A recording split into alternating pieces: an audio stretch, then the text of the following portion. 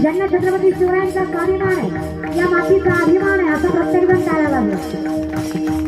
2 दिवसावरती जाऊ जयंती आली आहे, 2 दिवसावर. एवढं बोलून जे 2-4 धपकुले वाजवत नाही त्यांना सांगतो, ज्या भारतात जन्माला आले ते टाळ्या वाजवत नाही, ज्या अवलादीचा जन्म पाकिस्तानचा आहे ही तर टाळी वाजवणार नाही. हे नाही ना ते काय